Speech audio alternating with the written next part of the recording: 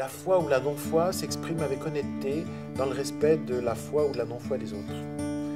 Donc pour moi, revenir à la question et revenir à l'ignorance partagée, c'est toujours très important. Parce que nous avons tous les mêmes questions, mais nous avons des réponses différentes. Les réponses nous singularisent, les réponses nous différencient. Mais n'oublions pas que nous avons la question en commun. Et que c'est cette question qui nous fait homme. Et c'est cette question qui nous fait semblable. Et notre fraternité, elle est celle de la question et du doute.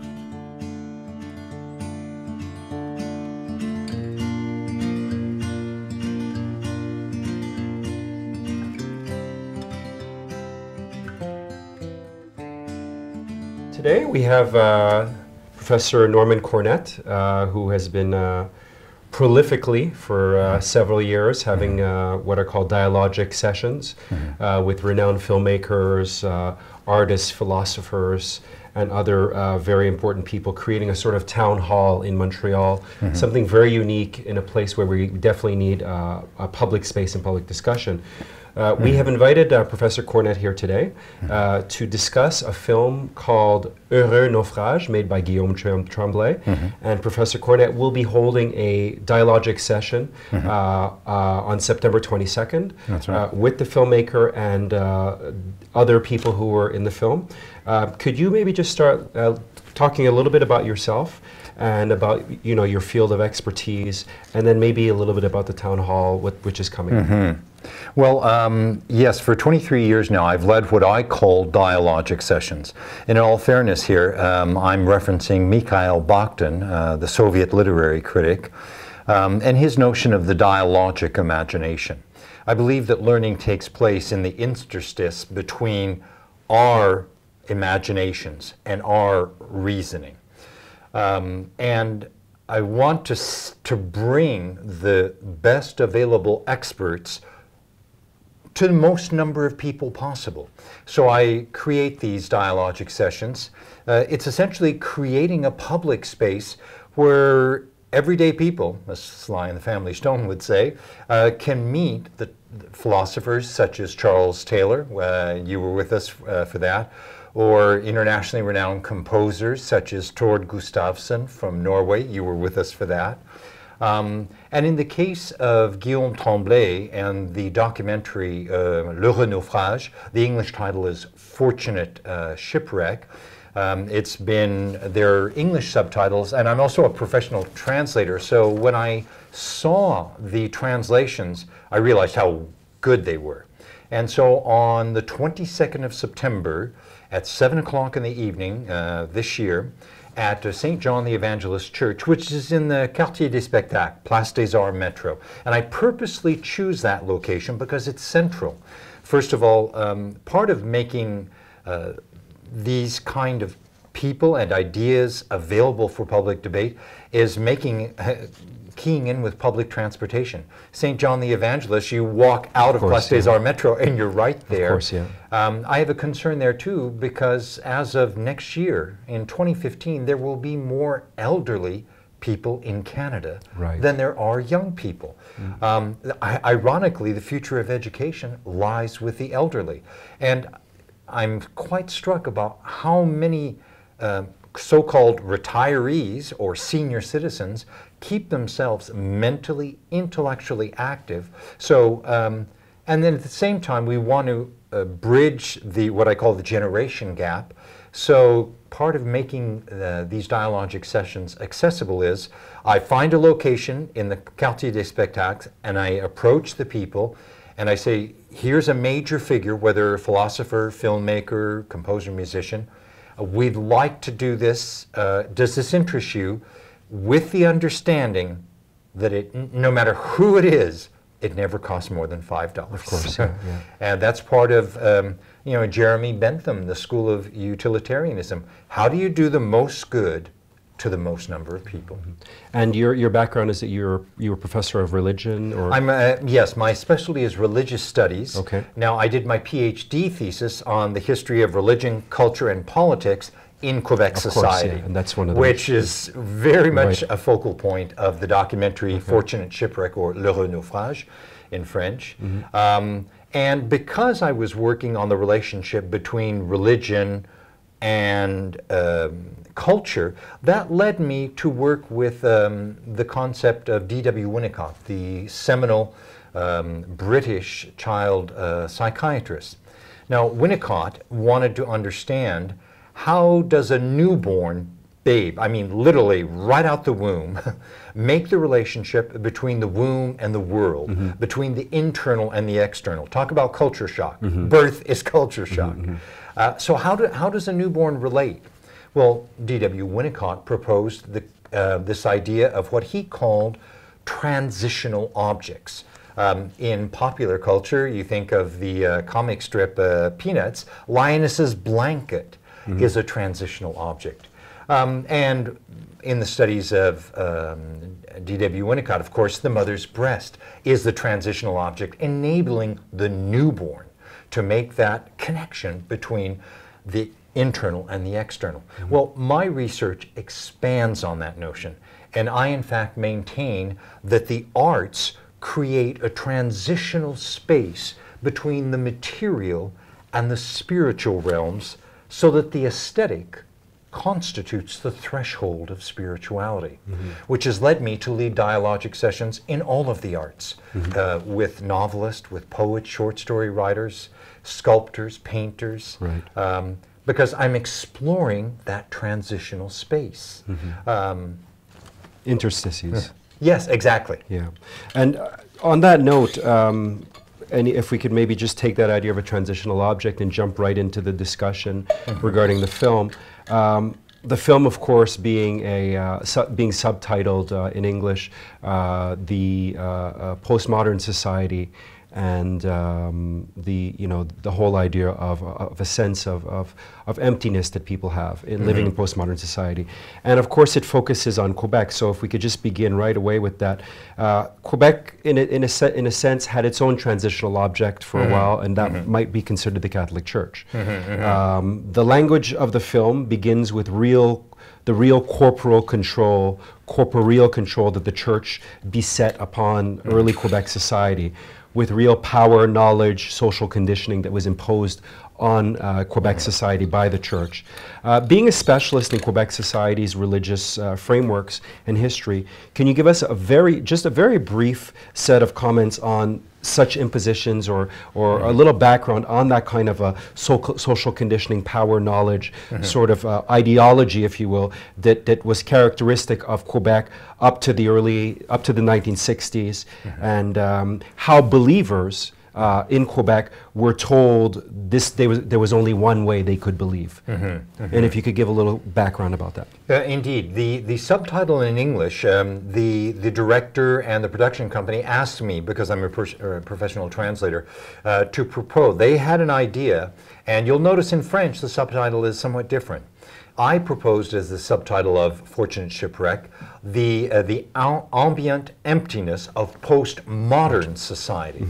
And what has led to this, as you quite rightly point out, Mr. Oscar, the documentary opens with essentially a footnote.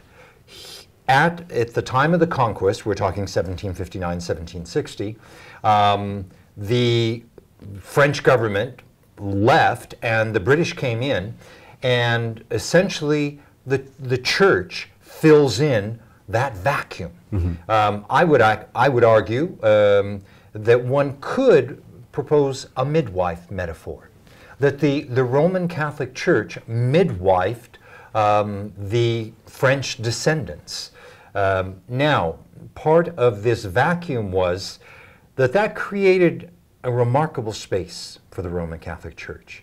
They were filling in the gap, and right up until the Quiet Revolution, we're talking the 1960s as it's known, the Quiet... From 1760? Yeah, it increases. It gets, because of course society is growing, demographically the population is growing.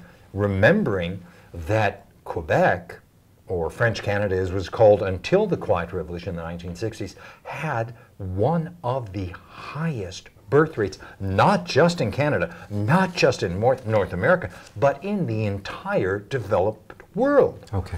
So, who is taking care of this growing Francophone population? Well, the Catholic Church is doing it. And they're doing it, there's something quite interesting here. it's where the rubber meets the road in religion, because now I'm an American by birth and by education, graduate of the University of California, Berkeley, and we would always think in terms of health, education, and welfare. They were taken care of by the state, either the individual states or the federal government.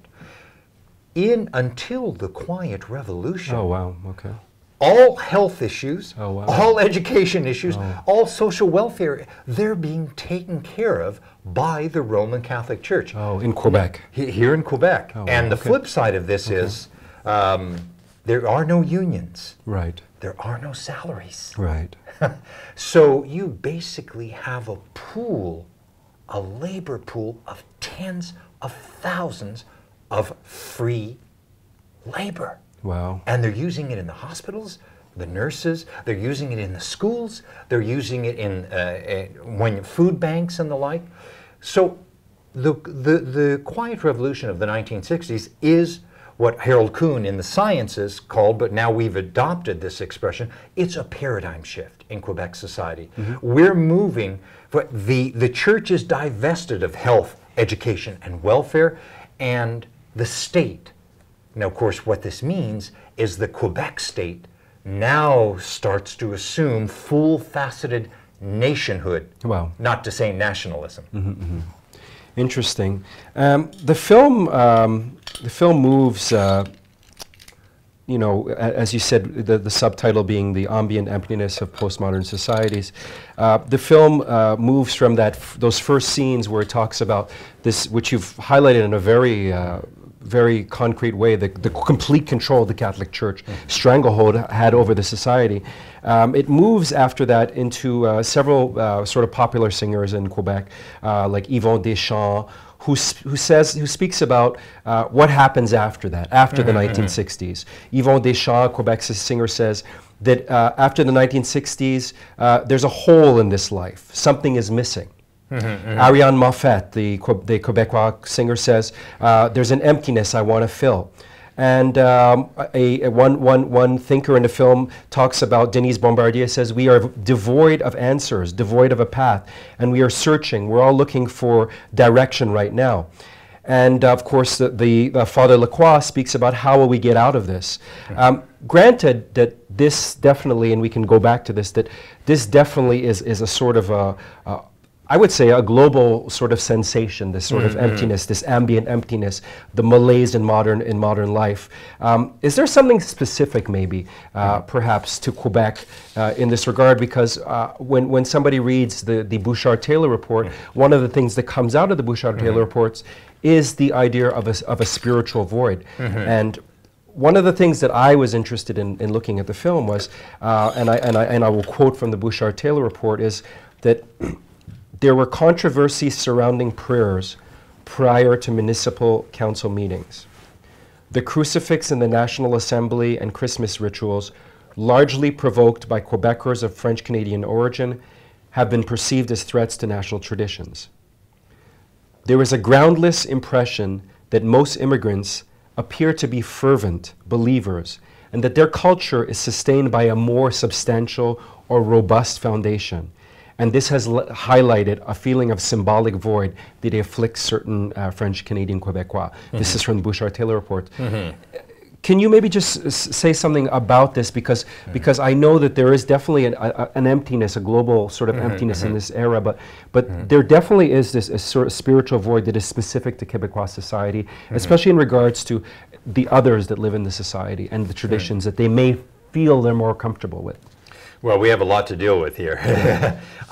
First, a preface, when you mention Yvon Deschamps, Ariane Moffat, and others, on the website of Le L'Heureux Naufrage, fortunate shipwreck, in fact, they had 60 hours of footage. Wow. Okay. So, of course, you can't get that all into the documentary, so they have set up, as you've clearly done the research, they have set up interviews that everybody can consult on the website, extensive, indeed deep interviews with the individuals you've mentioned here. and Denise Bombardier actually opens up the documentary in many respects, and she's with another group of journalists, and she, at the end, calls for a spiritual revolution in Quebec to meet the need that you have just highlighted. There's several things one can say here. First of all, you're pointing out in the segues with your first question, you asked about Quebec society. Indeed, Quebec society constitutes a focal point in the documentary. What fascinates me as a religious studies scholar is that it is in effect a case study, a microcosm, and then almost by concentric circles, it moves out looking at North American society, and there's a reason that Denis Arcand, the Oscar-winning filmmaker, is there, because Denis Arcand is an acute observer, not just of Quebec society, remembering his film, The Decline of the American Empire. He situates Quebec squarely within the North American geopolitical and cultural space. And so that's what happens in this documentary. And then the concentric circles continue to expand, and here we are dealing with Western Europe and prominent philosophers such as André Comte-Sponville, who is an avowed atheist. He makes it crystal clear in the film. And therein lies one of its strength. This is a chorus of voices. We're not hearing just one tune. We're hearing atheists, we're hearing agnostics, we're hearing people who are, such as you rightly point out, Benoît Lacroix, who's a Dominican and a medievalist scholar of renown. And then you hear Eric Emmanuel Schmitt, of course, one of the top writers in Francophone literary circles, and the editor-in-chief of l'Encyclopédie des Religions, Frédéric Lenoir. Again, this is a noted philosopher, and who have that critical distance from religion, and indeed from Quebec society. And that brings us full circle to your pithy question, because in fact, by beginning with the particular case of Quebec society and then opening up, we see the big picture of Western society's emptiness. And in philosophical terms, we speak of the universal and the particular. And I think therein lies the dynamic of this documentary. It begins with the specific, with the particular, and then it builds on that to reach the universal. And by universal, we mean, in philosophical terms, the particular is a specific space and time. The universal is what is true in all times, in all places. And that, much of the documentary then addresses the issue of values. What values does everybody, whether they're... And where do you get them from? Exactly. Whether they're atheists, whether they're agnostic, whether they are believers, whether they are scholars, or whether they are popular entertainers, what values hold us together? And I find that that's quite salutary. This society, 1 year ago today, what happened? We know. The Charter of Values. But when you situate, when you locate values, what everybody holds dear within the context of an election, when you make those values serve a political agenda, when they become hostage to an electoral campaign, to what extent are we really dialoguing about that which each of us considers sacred, no matter what our belief system or lack thereof is? I guess that would, be a good segue to sort of move to definitely the more universal discussion. And one of the things that interested me in the film is this call, and it seems like there is a kind of a call and response, and you definitely are responding to the call in the film. One economist named Leopold Lozon in the film speaks of there being no place to take a step back, to contemplate, to meditate, to introspect, to do what I call prayers. But then it's interesting because not so much as a oppositional statement, but complementary. Bernard Aymon, whose contribution I found extremely exhilarating, an anthropologist and filmmaker, talks about a presence. He says, and of course, as I just said, Léopold Lauzon says that there's, speaks of no place to step back, contemplate, meditate. But then on the other hand, Aymon does speak about, it sometimes happens that I feel a presence. I feel in nature when listening to Bach or Mozart or before the beauty, the intelligible of the world, or kind of gesture.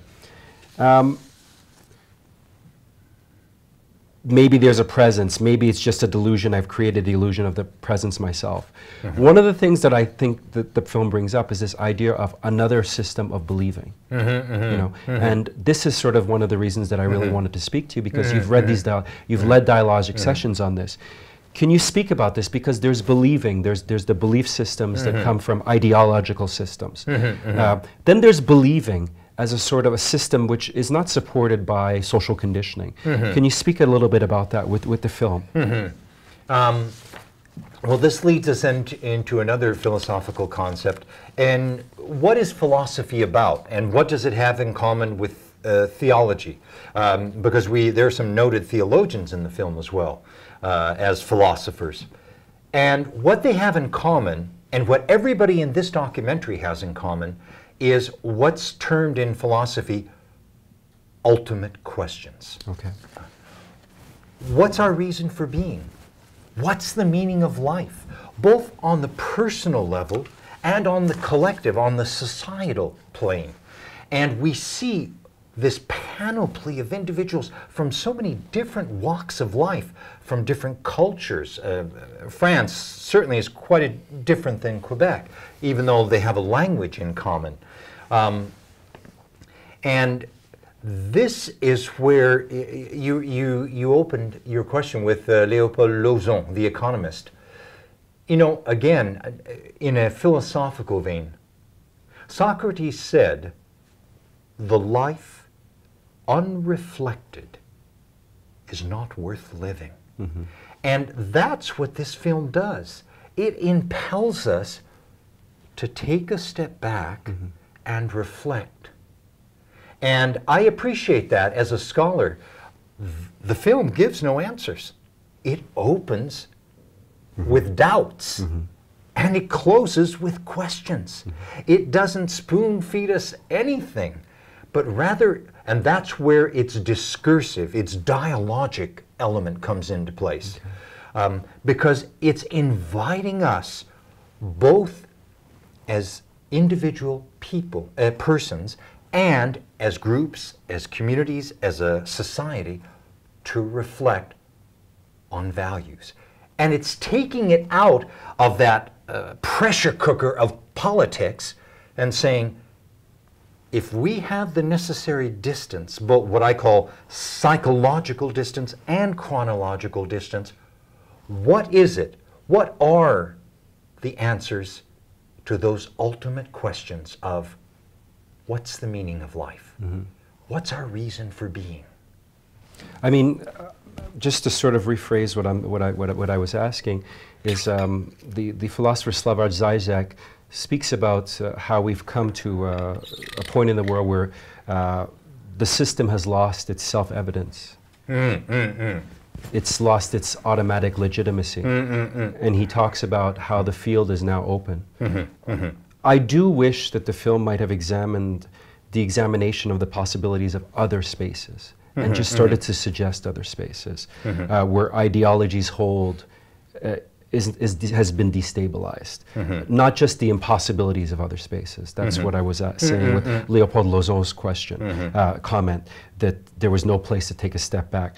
Because to be sure, there are new forms of believing which are not part of an ideological system that are out there. It might be kids going to raves, which may seem like sort of very ephemeral things.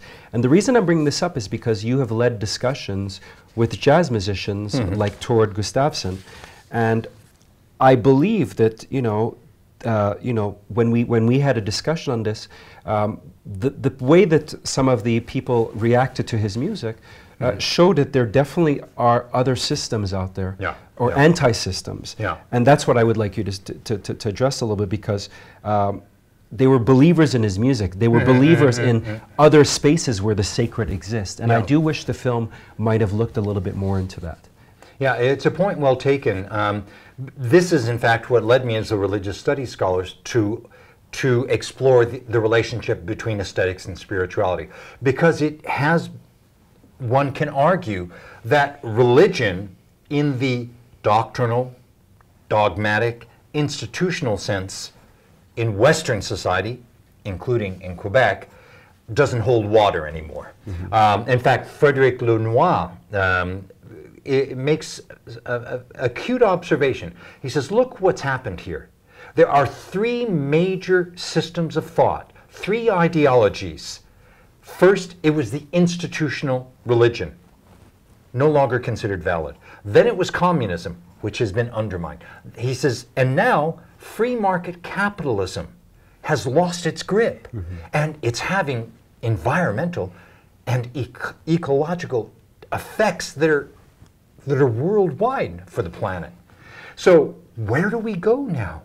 How do we get our bearings as a person, as a people, as a society, and André Comte-Sponville even says, as a culture, indeed as a civilization. What is our frame of reference now? How do we build, how do we construct a new frame of reference? And those frames are out there already.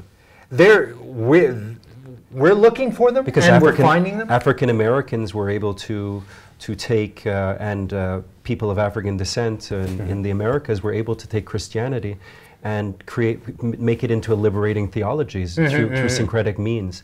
And that's one of the things that I don't think the film addresses. The fact that Christianity definitely has had this hold, but there have been ways in the past that people have created. Do you want to speak about that? Well, indeed, you're rightly pointing out, if we think of Latin America, you know, the liberation gospel, or before, as it was called at the end of the 19th, early 20th century, the social gospel, you know, liberation theology, Gustavo Gutierrez, and all. So yes, there are many. In all fairness to the filmmaker, the strength of the film is how it keeps its focus. And we're in a very broad field here. It could have dispersed, and it could have dissipated the impact.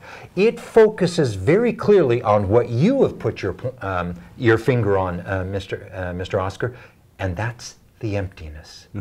It's the vacuum of values. Granted, yeah. It's that sense of what's missing. We've got everything, and yet we know what's most important is missing. Now, as a historian by training, my methodology is historical. What strikes me in that film is to look at the development of Western society. You see, if we begin at the Reformation Renaissance period, you know, we're talking here the 1400s, 1500s, or 15th, 16th century, as it said, if you're a historiographer. What was the thrust? Because they realized even then that Christianity had so much baggage that what counted, the values of love, of compassion, of concern, of kindness, of forgiveness, that there were so much had been added on that you could not see the forest for the trees anymore. And so there was a movement, and this was part of, it went with linguistics. Linguistics. This is in the Middle Ages? In the Renaissance, Okay. Because they realized that even the Latin, the Bible they're reading in Latin. But the original manuscripts were not in Latin. So there was a move against the ideological sort of... There was a move against what had happened to both the institution and the doctrines that were really, had distorted the original. And so what became the watchword of the Renaissance and of the Reformation, the Latin expression is ad fontes, back to the sources, back to the fountains. And I see the documentary Fortunate Shipwreck, Le L'Heureux Naufrage, as essentially a postmodern call to go back to the sources, back to the fountainhead. It's a postmodern ad fontes. Let's get beyond the dogmas, beyond the institutional religion, and let's go back to the poetry of these values. And so in that sense, if we could accomplish that, we're going to need new concepts, we're going to need new language, but we can take those original creative thoughts and we can make them our own. Okay. We can appropriate them. And it's quite clear now that, as I mentioned as a historian, when I look at what's happened in Western civilization, the Renaissance and Reformation held out so much hope. To all intents and purposes, we're talking a revolution of ideas, a revolution in religion, hence Protestantism, for example. And then you move from the Renaissance Reformation and the 1600s, 17th century for historiographers, is what's characterized as the Age of Faith. And an incredible blossoming of the faith in much of the great art of Western society comes from this period. Then what happens in the 17th century, in the 1700s, the 18th century, it's called the Age of Reason, the Enlightenment. Right. Rationalism kicks in, and rationalism begins to challenge, is there revelation? Is there divine? Is there supernatural? In fact, is there spiritual? Does it even exist? Right. And then comes along in the 1800s, because of science and the progress, of course, Charles Darwin. This is what Harold Kuhn calls, in his History of Science, a paradigm shift. Now, there's a tendency to make everything a matter of science. Indeed, why do we call them the social sciences? Right. We want everything based on hard data, verifiable. But Augustine said it best in antiquity. And I hear echoes of this in Fortunate Shipwreck. Augustine said, and keep in mind this is one of the great philosophers of antiquity, he's the first one to write a book that moderns and postmoderns still read, the Confessions. He also wrote The City of God. What is the relationship between religion and society? Right. This is the first great treatise in Christianity. But Augustine said, the heart has reasons which reason does not know. So what happens in the wake of this emphasis on science? Well, and rationalism. The response to the Age of Reason was in the early 1800s, Romanticism. Of course. Yeah. Both in music, for example, in Schumann, or in literature, Chateaubriand, and we could go on. Because they're reacting, if you reduce the human condition to a matter of reason, we're not doing justice to the full-orbed human condition. And that's where somebody like André Malraux in 1933, and I mention him specifically. With the Musée Imaginaire. And he wrote his seminal work in 1933, La condition humaine, the human condition. Why did it come then? Because André Malraux has just lived through, in fact, all of this generation are called the lost generation, because they were caught between World War I and World War II. Hemingway is part of the lost generation, for example. Yeah. You see, and there's an excellent study by David Spadafora, published by Yale University Press, entitled The Idea of Progress. Because the whole idea of progress is the child of the Age of Reason, of the Enlightenment. So Western society goes from the Reformation, moving to the Age of Reason, and then science. Right up until the early 20th century, Western society, and I call this Western society's conceit. Right. They believe they're on an ascending arc of progress. Except, guess what happened? World War I. and they used all their technology and all their science and all their culture for mass murder. Ostensibly the most sophisticated, educated society in the history of humankind. So what this did was pull the rug out from the rationalist presuppositions. And we're getting to a point where we're aware of this, we're able to examine this. And the film brings us back to this. I do agree with that. I would just like if you could just comment a little bit, and I'll just quote, funny enough, Sigmund Freud, who's addressing exactly what you've just brought up. He, in a letter from one of his friends, he says, he receives a letter. One of these exceptional few calls himself my friend, sends him a letter. And he says, a friend writes about a peculiar feeling which he himself is never without, which he finds confirmed by many others, and which he may suppose is present in millions of people. It is a feeling which he would like to call a sensation of eternity. A feeling as of something limitless, unbounded, as it were, oceanic.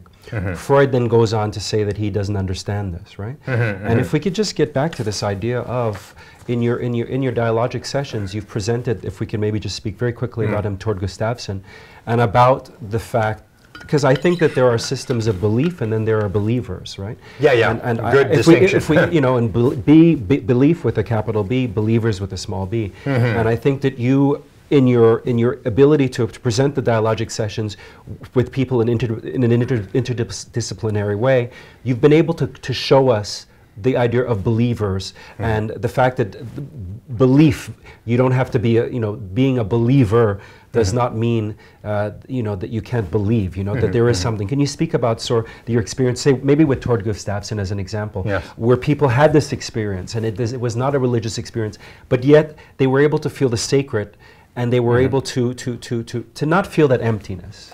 Well, the conceit without a religious framework. The conceit of institutional religion is to believe that you can box, you can commodify, you can contain belief. And that clearly is not the case. What strikes me in my work with artists, no matter what discipline they work in, is many artists perceive themselves engaged in what I would call a spirit quest. And many people who appreciate their art, whether it be the music of Tord Gustafsson or whether it be a film of Guillaume Tremblay, they likewise see themselves as spiritually engaged, by which they mean this music or this film is touching what I consider ultimate in the human condition. In my lived, Wilhelm Dilthey called it Erlebnis, lived experience. This corresponds to what I consider most important in my lived experience. Now, in the case of Tord Gustafsson, I'm glad you brought him up. Tord Gustafsson is quite clear, as you know, you were there at the dialogic session, that he's a jazz musician, but he's a Norwegian and he's a Lutheran, and he brought up in the Lutheran church, and from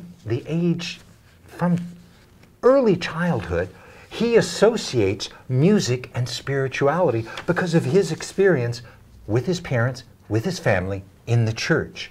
And this, of course, has led to the northernmost medieval cathedral in the entire world, Nidaros in Trondheim, Norway, commissioning him to do an entire mass. And he sees this as going hand in hand with his jazz, because for him, his art, his jazz, is an extension of his spirituality. And how many poets that I have the privilege of collaborating with would say the same thing, or painters, or sculptors. And this is my PhD work comes out of the study of incarnational theology. And what led me to this is what I would refer to as a false dichotomy.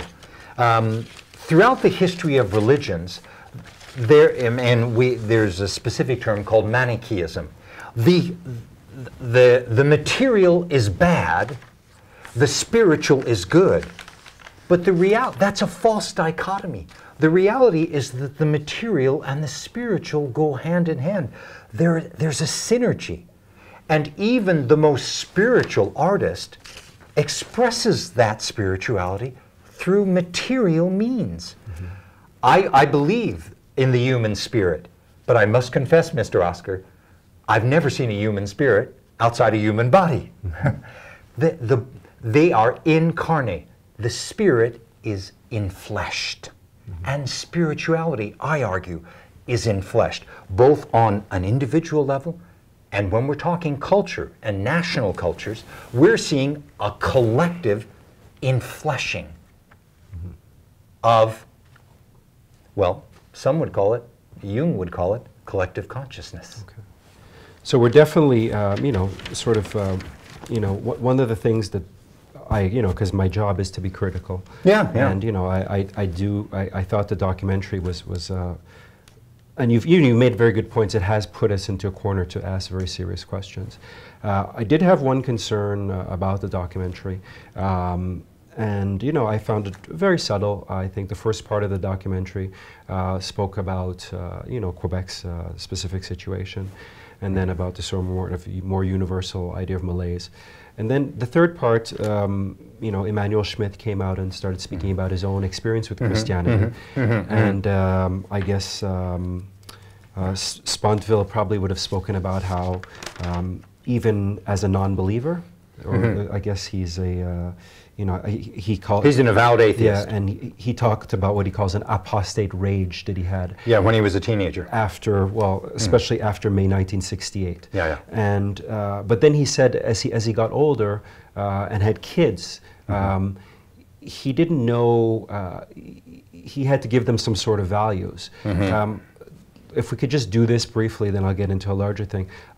I felt a little taken aback by his statement that, this idea of, it seemed almost like his only place to get values was from Christianity. And I started to feel that there was a few people who, throughout the film, like Fred Lenoir says, Christianity is present without giving itself away, without saying its name. I am completely atheistic, I am totally anti-Christian, but I believe in equally human rights, freedom, conscience. And then they say, they have no idea that these values might not even exist in our societies without this source. Mm-hmm. Granted, of course, there is a certain, way, truth, mm-hmm. and life, so mm-hmm. to speak, mm-hmm. in the Christian. But can you? I saw that come up a few times, with even mm-hmm. with Denis Arcand speaking about mm-hmm. The Gospels, and I felt a little uncomfortable sometimes that mm-hmm. there was a little bit at one point in the film of a Christian exceptionalism that was being pushed. Yeah, so that's a very, very interesting point, and thank you for bringing it up, Mr. Oscar. And you're right, we should be going to this documentary with critical lenses. It cannot answer all the questions. In fact, it rather wants to raise questions than give answers. And keeping in mind that everybody we hear in this documentary comes out of Western, aka Christian society, culture. Mm-hmm. Every single one without exception.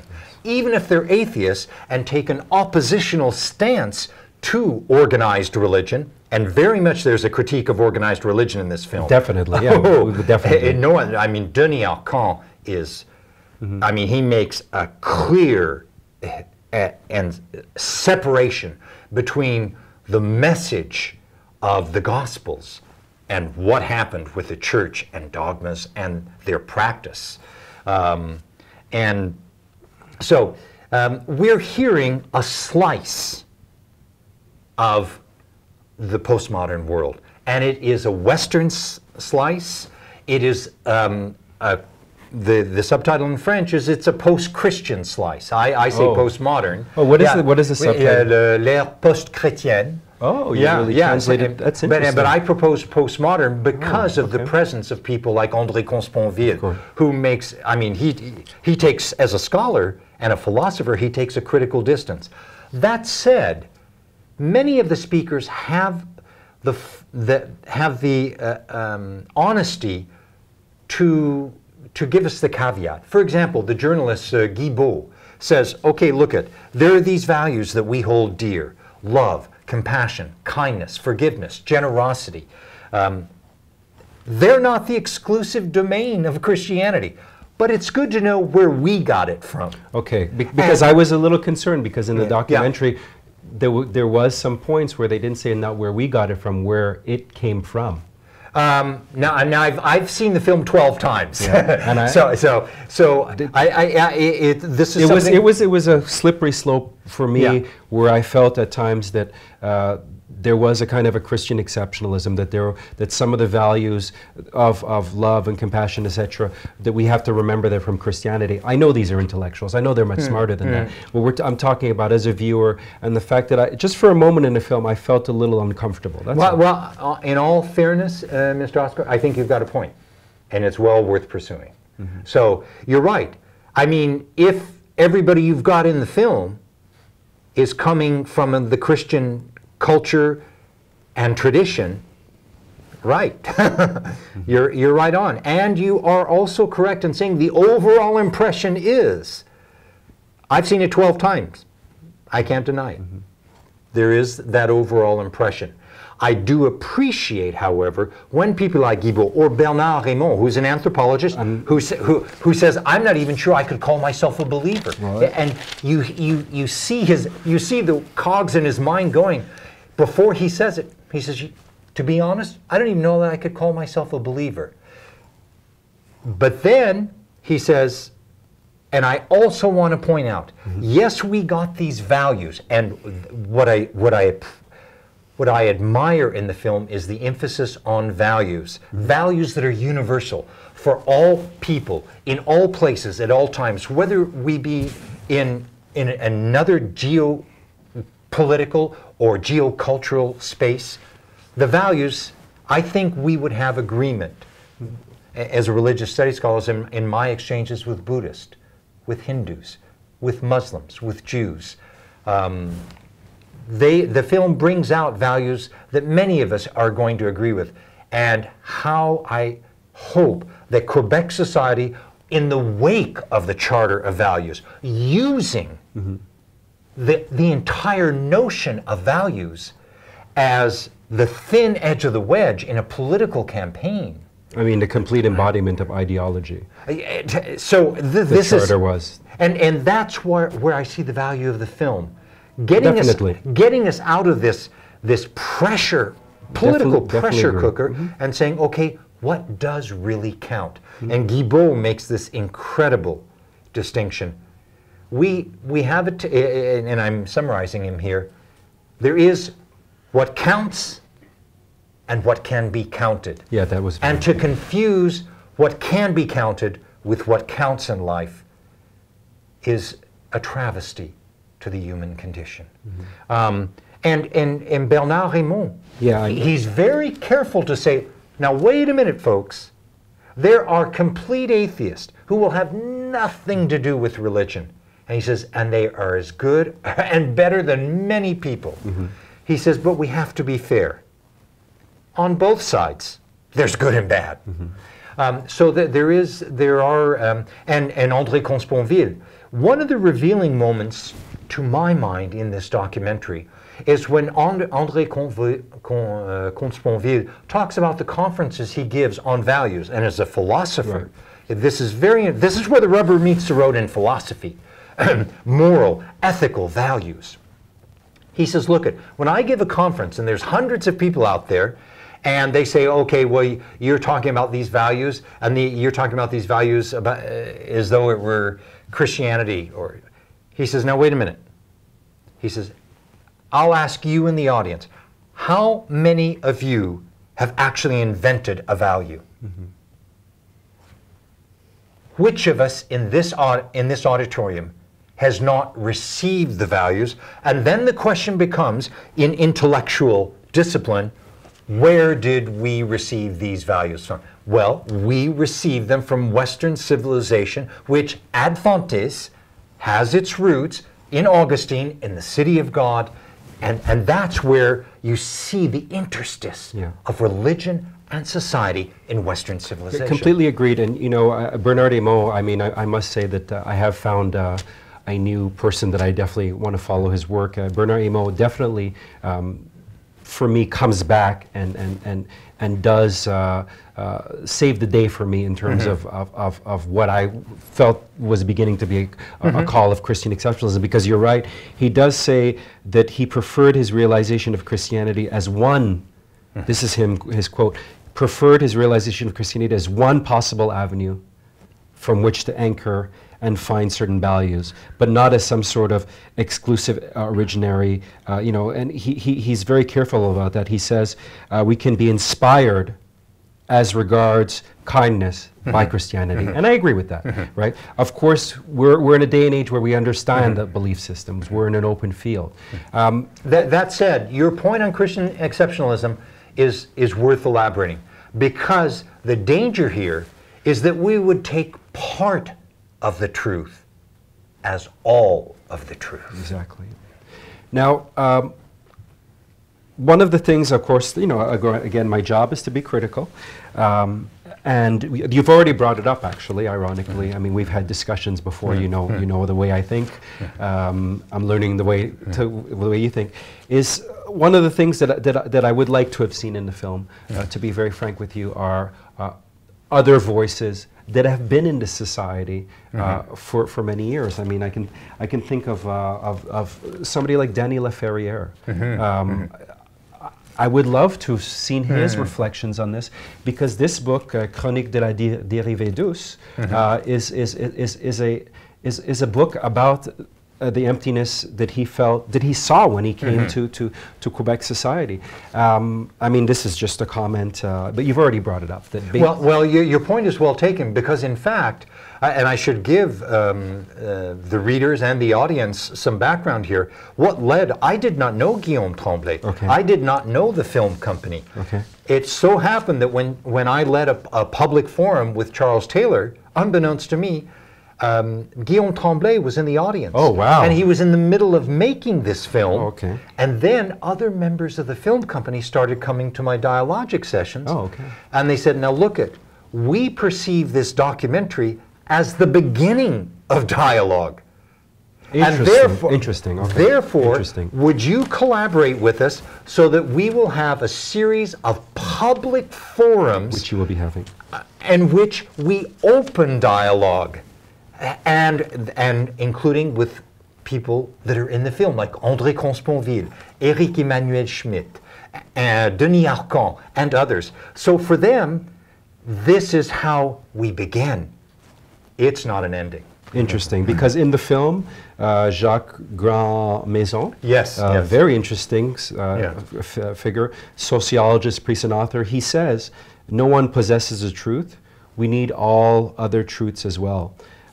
So definitely going the right way in terms of that. Just to go over a few more things. Definitely, you know, we've covered quite a lot already. This idea of the dialogic, do you want to speak about it a little bit in regards to the film and about what you're going to be doing with the sessions that are coming up? And also because, you know, yeah, go ahead. Well, I'm interested that you brought up Freud a few minutes ago. Freud, for me, proves quite essential in my understanding of the dialogic imagination. Well, actually, it's my dialogic philosophy of education has now become the subject of research in universities in Germany, France, Canada, and the United States. What led me to this has a parallel with Freud. What contribution did Freud make to us? Of course, he was a physician. He was an MD. And we associate him with psychiatry. But it's important for us to remember that when Freud goes to Paris and conducts his research, he goes as a neurologist, as studying neurology. And what strikes Freud is that he realizes that most of what goes on in the human mind, 99% of it, we're not even conscious of, which brings him to open that whole new vista of the unconscious. And what And what is the parallel here with my dialogic philosophy of education is how can we open up the mind in a learning context so that everybody can avail themselves of what their erlebnis, their lived experience, and what they're not even conscious of. And I relate this here because I've mentioned that I work often with literary figures. Arguably one of the most prominent literary figures in Canada, and indeed the first non-French citizen to ever win the highest award in literature, le Prix Goncourt, is Dr., and I mean, she did her doctorate, though she never uses the name, Dr. Antonine Maillet. She's best known for La Sagouine. Dr. Maillet was my dialogue partner several years ago, and I had all of the people in the seminar reading her work, but I had removed her name because if they knew it was Dr. Antonine Maillet, well, what can I say to Antonine Maillet? And in fact, I'd like to do a dialogic session with Danny Laferrière. I invited him several years ago, but then he got busy, I got busy. The minute the people reading see the name of somebody who's part of l'Académie Française, as Danny Laferrière is now, or the person who won le Prix Goncourt, what can I say to this great literary giant? But again, that's ideology and belief systems being put in place again. And part of it is getting beyond what I call the fear factor. Right. How do we demythologize learning? How do we create a level learning space so that everybody feels we can learn from each other? Because I believe learning is a synergy. So in the case of Dr. Antonine Maillet, I removed her name, I removed the title of the book, I removed the page numbers, the chapters. All they had was the words. And I invited all the seminar members in a stream of consciousness vein, and that comes from Freud. Write everything that goes through your mind as you read this. Well then, several weeks later, Dr. Antonine Maillet came in, and she could not believe what she heard. And it all had been written intuitively, improvisationally, which explains why I work with jazz composers and musicians like Tord Gustafsson. It had all been written on the spot. We know from neurological studies now that when somebody crosses the street, their mind, unbeknownst, unconscious to them, is carrying on thousands of neurological operations. Well, what this led, when Antonine Maillet heard all of this, she said something, Mr. Oscar, that I will never forget, and I consider the key to my dialogic philosophy of education. She said, creativity is finding out what you know, but you don't know that you know it. Moving from that, I just have a few more things. If I could just read something which addresses this idea addresses the idea of consciousness. I had mentioned Freud, but I mean I had mentioned Freud more in the sense that Freud was bewildered by this idea of the oceanic feeling. My feelings about Freud are somewhat mixed, of course, but I think that this idea that he brought up, this idea that he had an interest in this oceanic feeling. If I could just read this passage and just have you sort of comment on it. Belief in contemporary society. We've moved away from feudal systems, from the Fordist assembly line. Now people can personally form their sense of self. Things are more, malleable. There's a sense of choice, perhaps. We definitely, for one of the first times in human history, can make our history, insert ourselves in history, but not as one direction is not in just one direction. There's many directions to go. We have the choice to hodgepodge, to take from here and there, and to make ourselves. But there's still the danger of this closing of yourself, right? But what's interesting is that we're at a point where we can construct our own cosmologies, right? But then, as a religious scholar, how do you feel about this time we're in, especially because the film has brought these questions up, definitely. How do you feel about this? Because let's say a person who is using social media, who has a sense of, say, Instagram, who can put their photographs up there and show their world, do you know what I mean? And then there's a system of giving.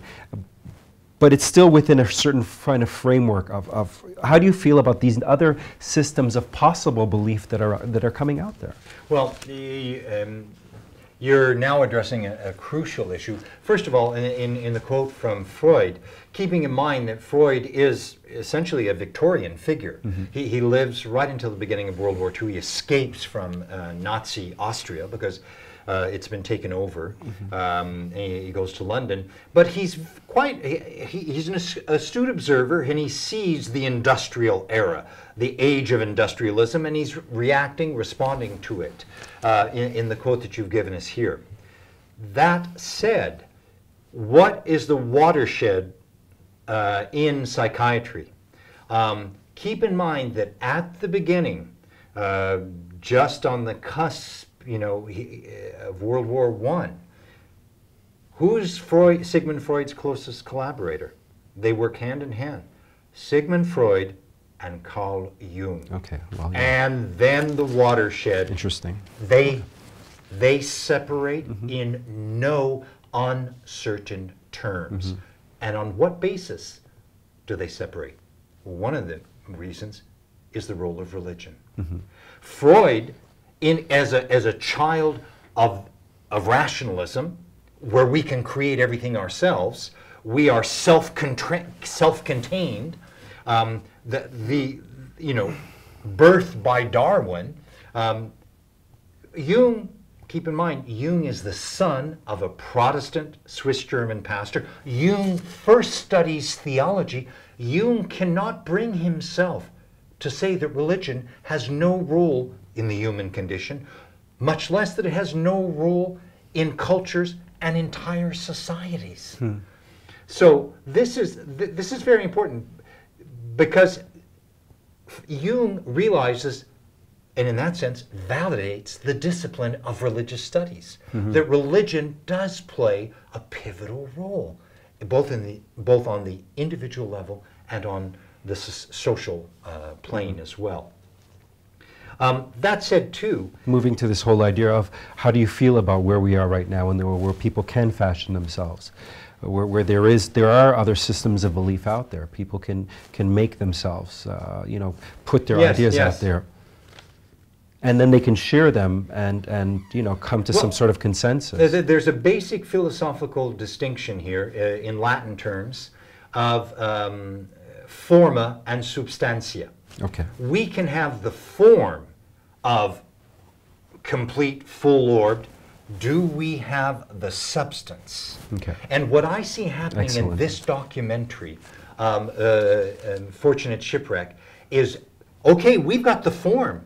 We have got consumer society. We've got everything we want right now with the Instagram, and we're worldwide, and we're wired to the web. We've got it all. And yet, we seem to lack the substance. The substance, yeah. So even, unfortunately, after the end of in the open field, as Isaac calls it, where we, after ideologies, if we can say that, after the systems of belief as constraint, we're still lost. Well, we're still searching. Still searching. We're still searching. And this gets me back, as a religious studies scholar, to the field of hermeneutics, which is essentially the science of interpretation. And I would maintain, Mr. Oscar, that humans are meaning-seeking creatures. Even in an accident, even in chance, we look... Well, when there's a tragedy that happens in your family, there's been a car wreck, we're going to look for meaning in that. Because we're hardwired hermeneutically to seek meaning, to make sense out of life, which gets us back to the very subject of this film. What is our reason for being? What is the meaning of life? We have this drive in us, even out of chaos, to make order, to find some sort of meaning in it. And we're going to just a couple more things, because we've covered a lot. I think it is important, again, and this is why I appreciate your work. There's a philosopher from Martinique, and he has this idea of called la nouvelle région du monde, the new region of the world. The fact that, you know, as Father Lacroix does say in the film, he says we can't live without rights, and I agree with this. We can't live without direction, without thought, without dreams, and he's speaking of the quintessential time we live in after ideologies have this complete hold, where social conditioning becomes massively challenged and questioned. One thing I would say is, and I would, again, we were speaking about a lot of different names. One person who's interested me a lot is Maurice Blanchot, and he has this idea called the community of lovers. And the community of lovers happens in instances, not as a solid mass, as moments. How do you feel about this? Again, I'm pushing you maybe on this, other ideas of believing. How do you feel about this idea of belief versus believing? Other ideas of believing that can exist without ideology, without the constraints of religion. Well, I think perhaps we can ask ourselves, what new ideologies lie on the horizon? If you're a historian, you see the evolution of ideas and how some morph into others. Darwinism, which was a science, a hard science, morphed into social Darwinism. Morphed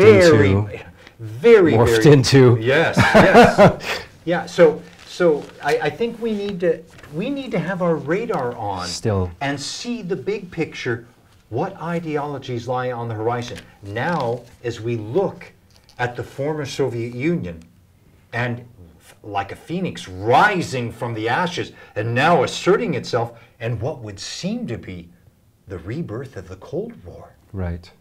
So this is not the Soviet Union, but what will this develop into? Right. And China, ostensibly communist, and yet who's winning the game of neoliberal capitalism on a worldwide scale?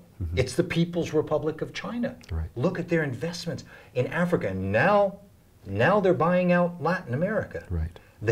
And to say nothing of their investments in northern Quebec, over in western Canada. So I think we want to always hone our vision to look for what's coming next. Right.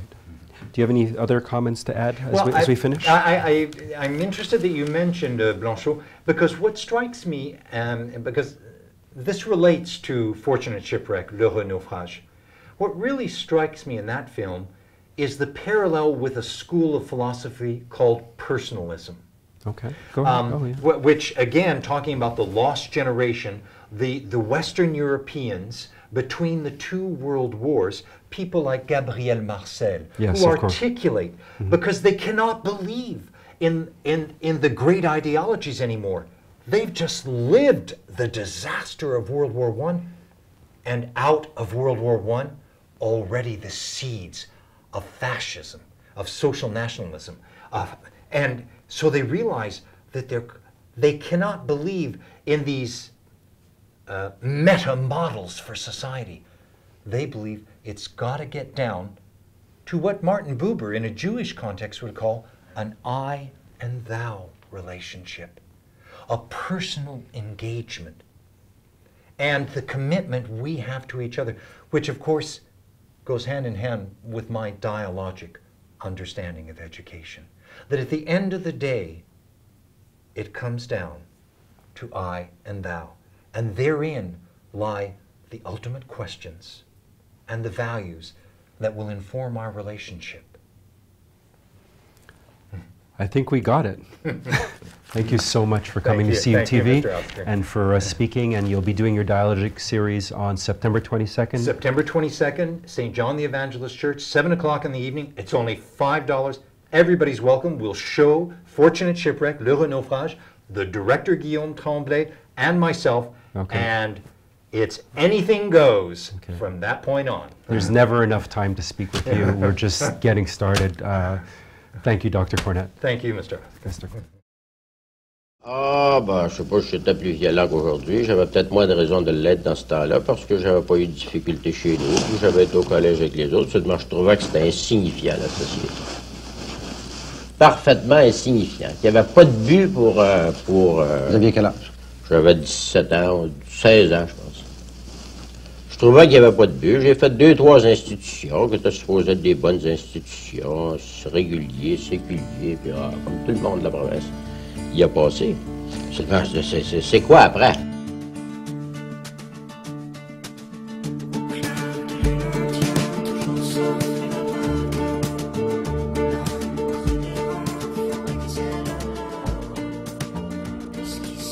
D'abord, si on est chrétien, on doit vouloir réaliser ça, ce christianisme-là, l'incarner quelque part, ou de quelque façon que ce soit. Puis même si on n'est pas chrétien, l'énergie qu'on a, on en fait quoi?